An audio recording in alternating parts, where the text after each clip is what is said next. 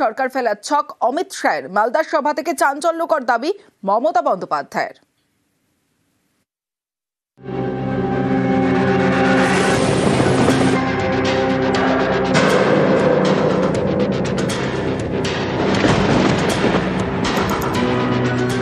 ফেব্রুয়ারি মাসে election declare হবে, তাই চালাকি করে 3 মাস আগে এটা করেছে। এটা অমিত শাহ করেছে, হোম মিনিস্টার, যাতে আইদার ইলেকশন বন্ধ করে দাও, এসআইআর না মানলে গভর্নমেন্ট ফেলে দাও, আর তা না হলে এসআইআর করে দাও। আমরা রুখে নেব, আমরা লড়ে নেব, আমরা অধিকার আদায় করে ছাড়বো। বাংলাকে দমানো যায় না। ভোটের আগে ভোটার তালিকার নিবিড় সংশোধন বা এসআইআর ঘিরে গরম বাংলার রাজনীতি। বুধবার মালদার গাজলের সভা থেকে এসআইআর নিয়ে সুর চড়ালেন মমতা বন্দ্যোপাধ্যায়, তুললেন ষড়যন্ত্রের অভিযোগ, নিশানা করলেন কেন্দ্রীয় স্বরাষ্ট্রমন্ত্রী অমিত শাহকে।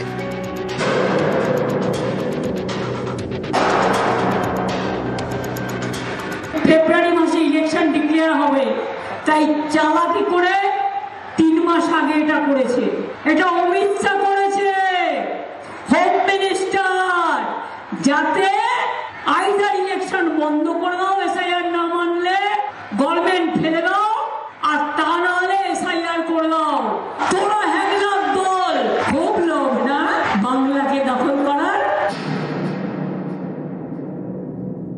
বাংলা দখল করা দূরস্থ। এসআইআর করে তোমরা নিজেদের কবর খুঁড়েছো। বিহার আলাদা, বাংলা আলাদা। বিহার তুমি দখল করেছো, বাংলা দখল করা সম্ভব নয়।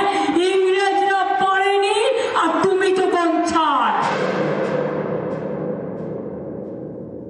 আমরা তো একবারও বলিনি যে তুমি স্পেশাল ডিভিশন করবে না, তার জন্য সময় লাগে।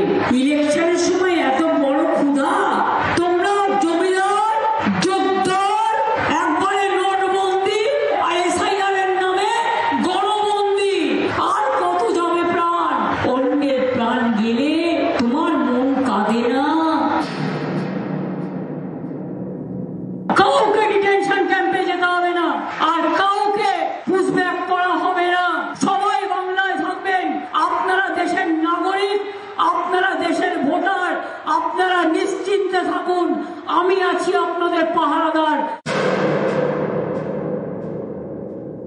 আমি ভোট চাইবার জন্য আসিনি। আমি আজকে আপনাদের কাছে আপনাদের মনের যে দুশ্চিন্তা, সেই দুশ্চিন্তার কথা স্মরণ করে আপনাদের পাশে দাঁড়াবার জন্য এসেছি। আপনারা নিশ্চিন্তে থাকুন, ভয় পাবেন না, ভীত হবেন না, নিশ্চিন্তে থাকুন। জোর করে কিছু দখল করতে গেলে মনে রাখবেন সেটা জরুরি অবস্থাকে মনে করিয়ে দেয়, এবং জরুরি অবস্থা যদি আপনারা জারি করতে চান সারা ভারতবর্ষে, তাহলে মনে রাখবেন মানুষ কিন্তু আপনাদের ক্ষমা করবে না। যদি কেউ বঞ্চিত হয় ভোটার লিস্ট থেকে, আমরা May I help you camp চালু করছি।